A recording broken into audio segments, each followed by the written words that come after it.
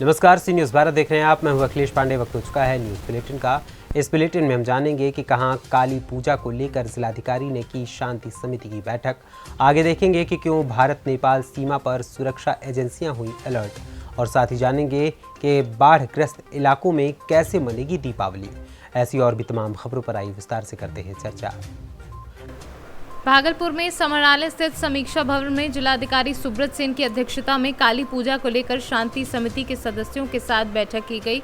बैठक में वरीय पुलिस अधीक्षक बाबूराम, सिटी एसपी, एएसपी, अनुमंडल पदाधिकारी सहित कई अधिकारियों के साथ शांति समिति और काली पूजा महासमिति के लोगों के साथ काली पूजा और विसर्जन जुलूस को लेकर चर्चा की गई। जिलाधिकारी ने बैठक के दौरान कहा कि विसर्जन के दौरान सभी मूर्तियों को समय पर शोभा यात्रा में शामिल होने को लेकर निर्देश दिए गए हैं। वहीं वरीय पुलिस अधीक्षक ने बैठक के दौरान कहा कि सुरक्षा के पुख्ता इंतजाम किए जाएंगे, किसी भी प्रकार की गड़बड़ी फैलाने वाले लोगों पर सख्त कार्यवाही की जाएगी। भागलपुर से सी न्यूज़ संवाददाता राहुल कुमार सिंह की रिपोर्ट। यूपी के महाराजगंज जिले के भारत नेपाल सीमा पर दीपावली, छठ पर्व और प्रधानमंत्री नरेंद्र मोदी के अयोध्या दौरे को देखते हुए सुरक्षा एजेंसियां पूरी तरह से अलर्ट हैं, जिसको लेकर नेपाल से हर आने जाने वालों की और वाहनों की एसएसबी और पुलिस द्वारा लगातार जांच की जा रही है। सोनौली सीमा पर डॉग स्क्वाड से भी चेकिंग की जा रही है। बता दें कि महाराजगंज जनपद से भारत नेपाल की 84 किलोमीटर की खुली सीमा है, जिसका कोई भारत विरोधी संगठन फायदा ना उठाए, इसको लेकर एसएसबी के जवान बॉर्डर पर पेट्रोलिंग भी कर रहे हैं। तैयारियां की जा रही है सुरक्षा को लेकर। प्रधानमंत्री का भी विजिट है दीपोत्सव को लेकर, इसको लेकर क्या तैयारियां की गई हैं, किस तरह की प्रिकॉशन होती है? ये आगामी धनतेरस, दिवाली और छठ त्यौहार को लेकर पुलिस के पर्याप्त प्रबंध किए गए हैं। अभी कल ये सेंट्रल पीस कमेटी की भी बैठक हुई थी, उसमें सीडीओ साहब और मेरी अध्यक्षता में तमाम जो अन्य थाना क्षेत्रों के गणमान्य व्यक्ति थे उनसे भी वार्ता की गई, उनसे भी समस्याओं को जाना गया। साथ ही अतिरिक्त फोर्स, जो भी संवेदनशील एरिया हैं वहाँ पे अतिरिक्त फोर्स भी लगाई जा रही है, पीएसी भी लगाए जा रहे हैं। और जो बॉर्डर एरिया है वहाँ पर आप सभी पहले से विदित होंगे कि ऑपरेशन कवच भी चल रहा है, जिसमें हम लोगों ने जो 7 हमारे बॉर्डर के थाना क्षेत्र हैं उसमें अतिरिक्त फोर्स भी लगाए हैं। लगातार ड्यूटियाँ गश्त भी कर रही है और एसएसबी के साथ संपर्क कर लगातार इसमें चेकिंग भी चल रही है। और त्योहारों के दृष्टिगत अभी विशेष चेकिंग भी चलाई जा रही है और माननीय प्रधानमंत्री जी के कार्यक्रम को लेकर भी बॉर्डर एरिया में लगातार जो चेकिंग की व्यवस्था है उसको सुनिश्चित कर रहे हैं। और जितने भी पुलिसकर्मी हैं सभी इस त्यौहार को अच्छे से संपन्न करने के लिए लगातार इसमें चेकिंग की कार्रवाई कर रहे हैं। सर, सोनौली बॉर्डर पर डॉग स्क्वाड से भी चेकिंग की जा रही है? जी, सोनौली बॉर्डर पे हमारे जिले की पुलिस और एसएसबी दोनों लगातार डॉग स्क्वाड और जो अन्य माध्यम है उसके माध्यम से भी लगातार गश्त और चेकिंग की व्यवस्था सुनिश्चित कर रही है। महाराजगंज से सी न्यूज़ संवाददाता अंगद शर्मा के साथ सुनील पांडे की रिपोर्ट। हमारे देश में दीपावली का त्योहार बड़े हर्षोल्लास के साथ मनाया जाता है। इसका बड़ा कारण ये है कि इस दिन भगवान श्री राम ने अधर्मी रावण पर जीत हासिल करने के बाद अपने घर अयोध्या में वापसी की थी, जिसके बाद उनके आने की खुशी में अयोध्या वासियों ने दीपक जलाकर उनका भव्य स्वागत किया था। और तभी से इसे पूरे हर्षोल्लास के साथ प्रतिवर्ष देश ही नहीं दुनिया में रहने वाले हिंदू धर्म के मानने वालों के बीच में मनाया जाता है। वहीं किसानों द्वारा अपनी धान की फसल कटाई के बाद इस त्योहार पर खुशियों का इजहार किया जाता है। लेकिन इन दोनों उत्तर प्रदेश के जनपद रामपुर के कुछ इलाकों में बाढ़ आई है। वहीं बिन मौसम के हुई बारिश में किसानों की फसलों को तबाह और बर्बाद कर दिया है। ऐसे में ये लोग किस तरह से अपनी दीपावली मनाएंगे, इसी को लेकर उत्तर प्रदेश के जनपद रामपुर उत्तराखंड की सीमा से सटे, इसलिए लिहाज से वहां पर होने वाली बारिश का असर यहां पर भी देखने को मिलता है। इसका बड़ा कारण ये है कि जनपद की 3 प्रमुख नदियां रामगंगा, कोसी और पीलाखार भारी वर्षा और उत्तराखंड के डैम से अधिक मात्रा में पानी छोड़े जाने के चलते ओपन हो जाती हैं और फिर अपना कहर बरपाती हैं।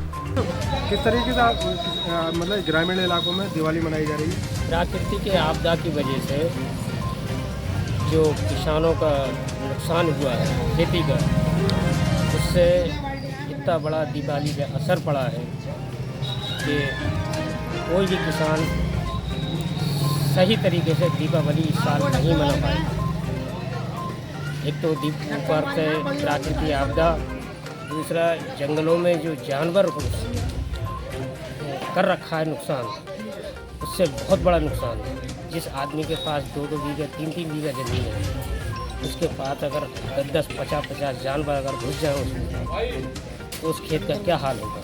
हम तो सरकार से यही चाहते हैं तो उस चीज़ की व्यवस्था करी जाए जानवरों की। दीपावली का त्यौहार है, उसकी बिक्री चल रही है दुकानों में। दीपावली में तो ये है सर कि ये मान के चलिए कि इस साल दीपावली का इतना बुरा असर पड़ रहा है कि दुकानदारी जो होनी चाहिए थी वो दुकानदारी नहीं हो पा रही। दुकानदारी नहीं है। यहाँ पर रामपुर जो है बाढ़ की चपेट में भी आया है और उसके बाद भारी वर्षा भी हुई है कई दिन तक। किसानों का काफ़ी नुकसान हुआ है, तो क्या तैयारी की गई है किसी विभाग की तरफ से? एक तो जो बरसात हुई है उससे जो फसलों को नुकसान हुआ है, उसकी जो बासमती धान था वो गिर गया, उसमें नुकसान हुआ, पानी भरा रहा। बाढ़ से भी कुछ एरिया आया उसमें हुआ है। तो जिन लोगों ने बीमा करा रखा था उनको हम लोग बीमा से जो भी लाभ होगा वो दिलवाने का प्रयास कर रहे हैं। लोगों ने शिकायतें भी की हैं तो उसको हम समय से दिलवा देंगे। इसके अलावा जो आपदा राहत से धनराशि मिलनी है, राजस्व विभाग के द्वारा लेखपाल के द्वारा से उनका सर्वे करा जा रहा है किसानों का, और किसान भाइयों से भी अनुरोध रहेगी अपना वो करवा लें सर्वे अपने खेत का। जिनमें 33% से ज़्यादा नुकसान हुआ होगा उन लोगों को आपदा राहत की तरफ से धनराशि दी जाएगी। ये काम चल रहा है।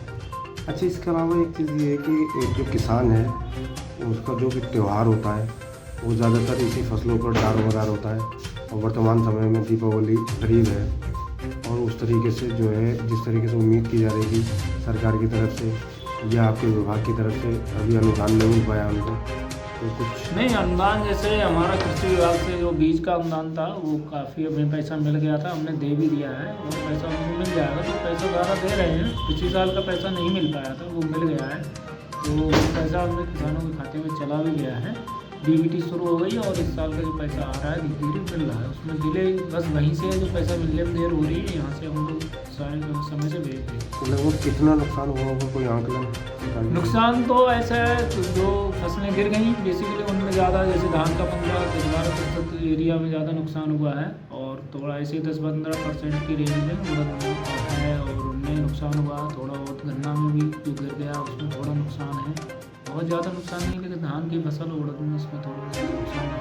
तो बाढ़ग्रस्त इलाकों में बाढ़ग्रस्त इलाकों में जो बाढ़ के आसपास जो नदी के आसपास का है उनमें ज़्यादा नुकसान है, उनमें हो सकता है कुछ खेतों में सारा ही नुकसान हो गया है।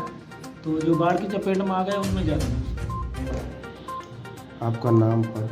नरेंद्र पाल, जिला कृषि। रामपुर से सीनू संवाददाता साजिद खान की रिपोर्ट। खबर सहरसा से है, जहां सौर बाजार की 0 माइल चौक स्थित केरला बोर्डिंग स्कूल का पहला स्थापना दिवस बड़े ही धूमधाम से मनाया गया। इस मौके पर बच्चों के द्वारा भाषण, क्विज, नाटक, नृत्य, गीत, संगीत सहित विभिन्न प्रकार की प्रतियोगिता कराई गई। साथ ही इस मौके पर बच्चों ने स्कूल में आयोजित सांस्कृतिक कार्यक्रम में बढ़ चढ़ कर हिस्सा लिया और अपने साथियों का भी हौसला बढ़ाया। वहीं स्कूल के डायरेक्टर अखिलेश्वर चौधरी और प्राचार्य अशोक कुमार यादव ने कहा कि सांस्कृतिक कार्यक्रमों से बच्चों में जो भी छुपी हुई प्रतिभाएं होती हैं वह उजागर होती हैं, ताकि आगे चल के बच्चों को किसी प्रकार की कोई कठिनाई ना हो सके।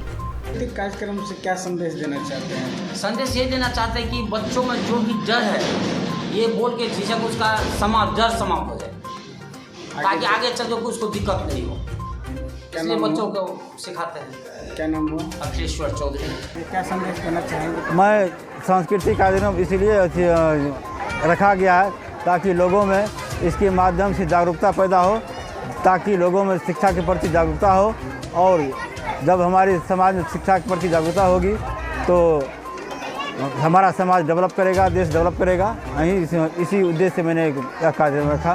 क्या नाम हुआ? मेरा नाम सर अशोक कुमार है, जो विश्वविद्यालय केरला बोर्डिंग के प्राचार्य हैं। देखिए सर, मैं बच्चे के बारे में बताना चाहूँगा कि बच्चे का जब एनुअल फंक्शन होता है तो बहुत ही उत्सुक मनाते हैं। प्रत्येक वर्ष एनुअल फंक्शन होना चाहिए, इससे बच्चे का मन का अंदर का जो ज्ञान है वो उभर के आगे आते हैं, जिससे कि बच्चे के अंदर बहुत खुशी मिलती है, और उनके साथ साथ उनके माता पिता के भी बहुत ज़्यादा जो है प्रफुल्लित होते हैं कि हमारे बच्चे इस स्कूल में दिए हैं तो कहीं ना कहीं एक मंजिल पाने का कोशिश कर रहे हैं। क्या नाम हुआ? श्रवण कुमार। सहरसा से सीनू संवाददाता कविंदर कुमार की रिपोर्ट। सहरसा जिले के सौर बाजार प्रखंड क्षेत्र के गड़िया गांव में मां काली पूजा के अवसर पर लगने वाले 3 दिवसीय मेला की तैयारियां जोरों पर हैं। मंदिर प्रांगण को पूरी तरह से सफाई कर दुरुस्त किया गया है। वहीं मेला कमेटी के सदस्य मनोज कुमार यादव ने कहा कि 24 अक्टूबर को काली जन्मोत्सव है। इस अवसर पर 25 और 26 अक्टूबर को दंगल, कुश्ती एवं रात्रि में सांस्कृतिक कार्यक्रम का आयोजन होता है और इस मेले में कई तरह के कलाकार और कुश्ती के लिए दूर दूर से पहलवान भी आते हैं। ये काली जी मेला लगाया जाता है। बहुत दिनों से यहाँ हम लोग के यहाँ मेला लगता है। काली पूजा, काली जी की यहाँ पूजा होता है, एक आस्था का प्रतीक है और हर वर्षों की भांति इस वर्ष भी माँ काली के उपलक्ष्य में मेला का आयोजन किया जा रहा है। एवं 24 को इनका जन्मोत्सव है 10:29 रात्रि में और सांस्कृतिक कार्यक्रम भी होगा जन्मोत्सव के शुभ अवसर पर। तथा 25-26 को दिन के 2 बजे से दंगल कुश्ती का आयोजन किया जा रहा है बाहरी पहलवानों के द्वारा। यूपी, बनारस, बहुत सारे अदर स्टेट से भी यहाँ पहलवान आते हैं और कुश्ती का आयोजन करेंगे। और रात में सांस्कृतिक कार्यक्रम, जागरण और हास्य कलाकार द्वारा सांस्कृतिक कार्यक्रम कराया जाए। कै दिवसीय मेला है? 3 दिवसीय मेला है। जगह कौन सा है? जगह है माँ काली ग्राउंड प्रांगण में, गढ़िया। क्या नाम हुआ आपका? मेरा नाम मनोज कुमार है। सहरसा से सीनू संवाददाता कविंदर कुमार की रिपोर्ट। फिलहाल के लिए इस न्यूज़ बुलेटिन में इतना ही। देश दुनिया की तमाम खबरों के लिए देखते रहें सी न्यूज़ भारत, और खबर आपके साथ, आपके हाथ।